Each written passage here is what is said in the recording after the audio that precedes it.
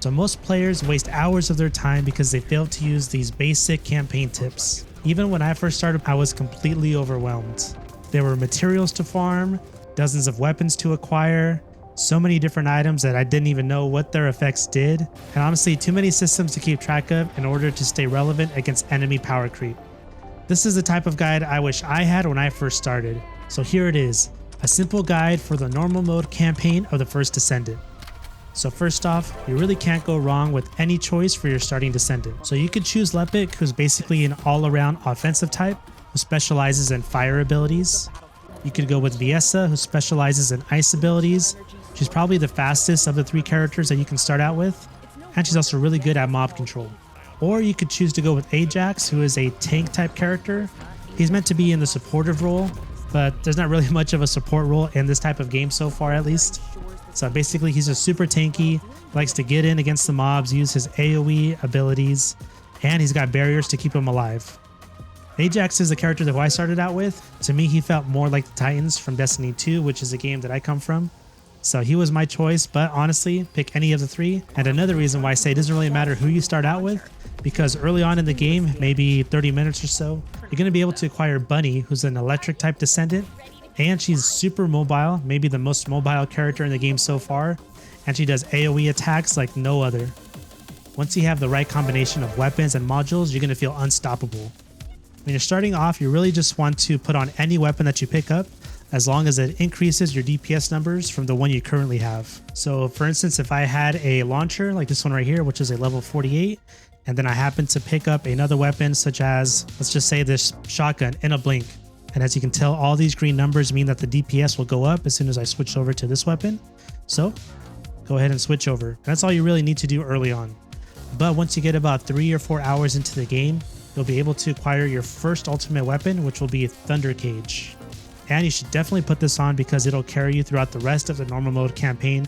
And if you're curious about where to acquire the components in order to research the Thunder Cage weapon, you'll get a quest that'll show you where to collect the components in order to research and eventually craft the Thunder Cage weapon. The first one is going to be in the Rockfall region, and you head over to the battlefield mission External Reactor. Third item down, you got Thunder Cage Polymer Syncytium. Alright, and then the second item is going to be found over here in the repository region.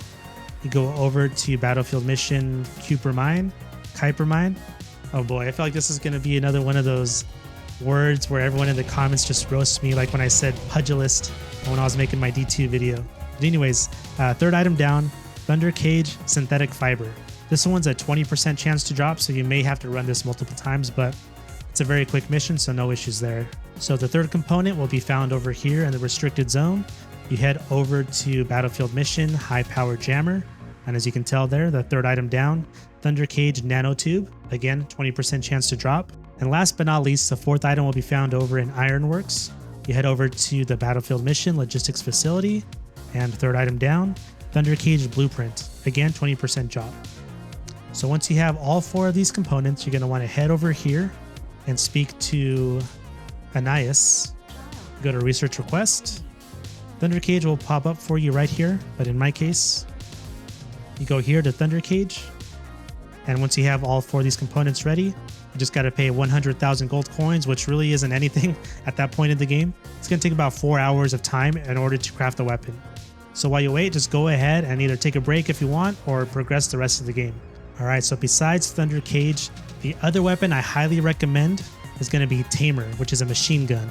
So this is one of the best DPS rare weapons that you can find, especially in the normal mode for the campaign. So this weapon is going to be available later on in the game, maybe 12 to 15 hours depending on how fast you are.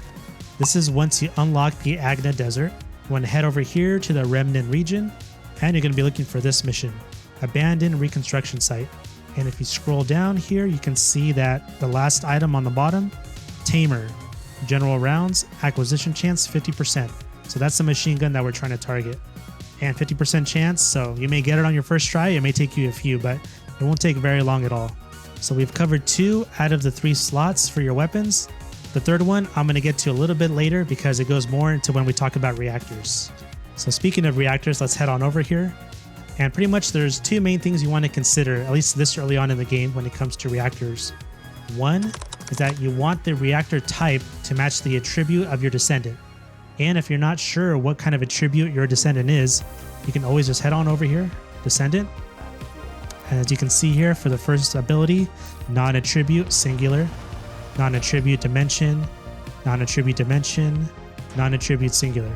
So for Enzo, he is a non-attribute type Descendant, and his abilities are either singular or dimensional type. So we head over to our reactors here, and if you see pretty much halfway down on the list of power-ups that this gives you, it's got non-attribute skill power boost ratio, and then singular skill power boost ratio. So both of these match up with our Descendant, which is why we have it equipped. So you can see here, if we had a fire attribute type reactor equipped, we wouldn't have those extra bonuses for the fire skill or the fusion skill. As you can see here, they're dark, they're not lit up. And on top of that, you might see that about a third of the way down, there's an optimization condition, which is grayed out because it says we need a tactical rifle weapon class equipped. And once we do, it'll boost our skill power from the 100%, which is in red, up to 140%, which is in the green. So in order to do that, all we have to do is put on a tactical rifle. So that's what I was saying about our third slot. We keep this open, and so that way it synergizes with our reactor. So we needed a tactical rifle in order to reach that 140% skill power boost. Boom, we put it on. Now we double check our reactor. Now it's lit up. Now we have the reached skill power 140% lit up, which means that we've pretty much maxed out everything that we can get from this reactor. So for external components, all you really need to focus on is just making sure they give you the most defensive stats possible. And for us, as we're just going through the normal campaign, I would prioritize max HP on everything. So as you can see here, max HP on auxiliary power, sensor max HP, memory max HP, and the processor max HP as well. Now this one is only a standard because I haven't found one that has more max HP that is of the rare type, but for now this will do. So I would say that weapon selection and your reactor accounts for about 30% of the actual damage that you output. The rest is going to come from modules. And using the wrong modules, or God forbid no modules at all, is really like running a marathon while wearing ankle weights. You're just making it unnecessarily harder for yourself. And one thing I want to say really quick here off the bat, you want to equip a sub module, this slot here, because this is going to enhance your sub attack or your melee attack. And the main reason why you want to put this on and enhance it, which I'll get to later on, is because as you can see here, as the enhancement level increases, max module capacity increases. Right now it's at +7. So let's look way over here on the top right. You see where it says module capacity, 0 of 62, right? Okay, let's put on this short sword. And right now it's at +7. So that 62 capacity jumped up to 69. So you want to make sure that you're keeping this maxed out as much as possible. The next two most important things you're going to want to put on are going to be increased HP and increased defense. As you can see, just with those two, we've already increased max HP by 22 and defense by 16. The third thing you're going to want to focus on is your attribute type, which Ajax is similar to Enzo. As you can see here, he's non-attribute on all of his abilities. So once you have a module that has non-attribute bonuses, for example, this one right here, non-attribute specialist, you're going to want to slot that in as well. And honestly, for the sake of keeping things simple and easy, this is really all you have to worry about. You're going to increase your defenses with these two modules and then increase your ability power with this one right here, non-attribute specialist, or whatever attribute type it is that your Descendant uses. All right, so that's going to cover the modules for the Descendants. Now let's go over to modules for the weapons. For the sake of simplicity, we're going to do the same thing we did with the Descendants. We're going to start out with a fresh slate and just focus on 3 or 4 modules.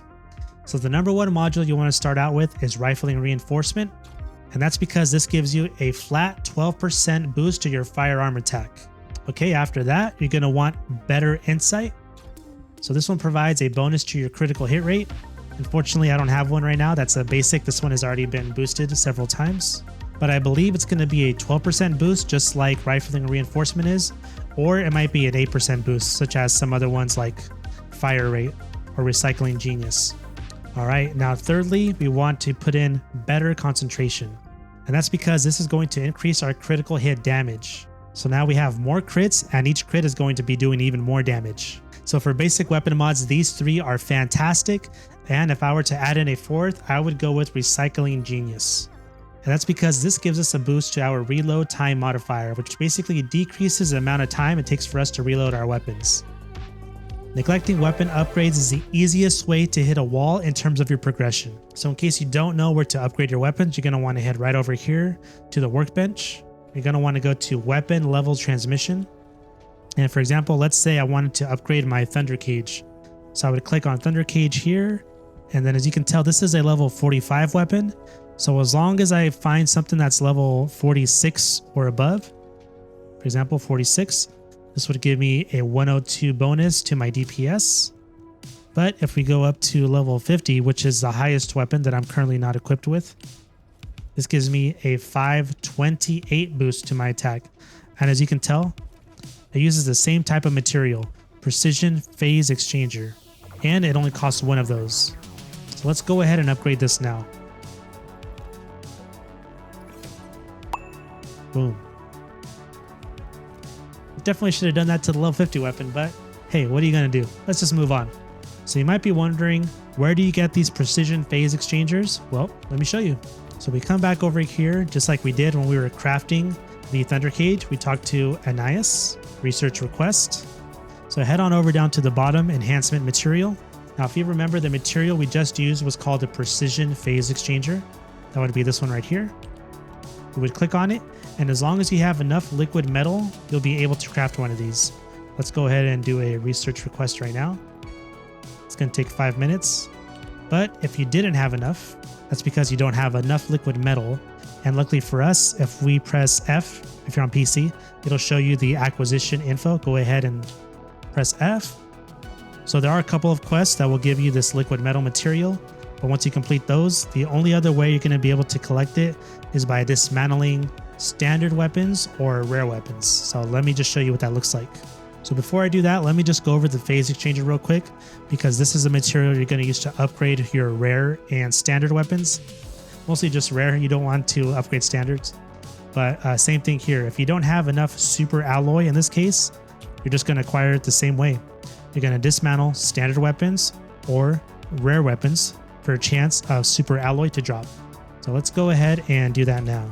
So we go to our weapons here, and what I like to do is just go with whatever the lowest level weapon that I have currently, which is the thunder cage, level 46. As you can tell here, I go to my exclude junk filter.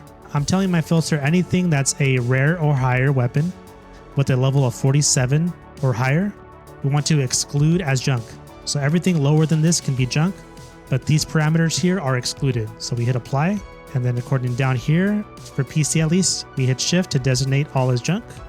All right, so everything looks good on my end. Now all we have to do is hold down control again on PC to dismantle junk. Let's go ahead and do that. Okay, so we dismantled 13 items. We got 104 super alloy and 93 liquid metal. So as you can see here, it doesn't take a whole lot to start accumulating material so that you can start crafting those phase exchangers and the precision phase exchangers for ultimate weapons. And since we're here clearing out our inventory, I may as well do the same for reactors. Anything that's rare or higher, level 50 or above, we're going to exclude junk. We got more materials here for our reactors, which in the regular campaign mode, you don't really need to do any kind of crafting on your reactor, but I'm just showing you how you would clear this out if it was full. All right, so we covered where to level up your weapons. Now let's talk about where to level up your modules. That's going to be right over here. As you can tell on the mini-map, way on the left side of the map right here, we talk to Cillian, the module master. So we head over to enhance module, and it shows us the ones that we have currently equipped on our Descendant. So let's say we wanted to upgrade the short sword, for example. All you have to do is click on it, and as long as you have enough Kuiper or Kuiper, whatever it's called, plus gold, you'll be able to enhance it. Now you might notice here that we can only upgrade this to +8, and that's because if we were to try to level up even higher, we are stopped because we currently are only at mastery rank 8. We need 9 in order to upgrade this even further. So mastery rank 8, let's just stop there. Long press to execute. And now we have our +8 short sword module. So this has actually increased the module capacity on our Descendant by 1 because it was +7, now it's +8. And we can go ahead and do all the rest of these right now if we wanted to as well. Now this Kuiper material, we don't need to farm for it because honestly, it's not that important this early into the game, but we do get it another way. by dismantling modules. So for example, I always go here and just select duplicate modules, hold shift. I have 28 duplicates, so it's going to dismantle those and give me 12,300 Kuiper shards. Okay, so you can see here I have a total of 106,000 now. So whenever you feel like you're starting to progress slower because you're not doing enough damage, or even if your survivability is low, you're going to want to dismantle any duplicate modules that you have here, and then go ahead and enhance the modules that you have equipped. And honestly, just by putting those 3 or 4 modules like we did on the Descendant and in each weapon, that's all you really need to focus on. As long as you're keeping those maxed out in accordance with your mastery rank, that'll make sure that you can tackle any of the content. Okay, one thing I didn't really touch on, that's because I think the game does a good job of reminding you, whenever you have a mastery rank up available, it'll have a golden icon right here flashing for you to come over to the prime hands so that it can boost you up to the next mastery rank. Just in case you don't know where it is, I'll show you real quick. Get on over here, activate prime hands, mastery rank up. So in my case, when I hit mastery rank 9, it'll give me a +1 boost to my module capacity on the Descendant. Same for my weapons. Sorry, +2 to my equipment slots, +2 to my storage slots, +5 to my shape stabilizer inventory. We don't need to worry about that at the moment. And I'll be able to start combining different types of modules, which we don't need to get into at the moment. All right, so before I wrap up, I just want to take a moment to say thank you to all of you out there. The members of this amazing community are always supporting me, and the frequent commenters too also keep the conversations alive down in the comments. All of your support really means the world to me. I will be back very soon with more First Descendant coverage. We have a new character being released in a few days, so I'm excited about that. But until then, stay awesome, keep leveling up. I will see you soon, and take care.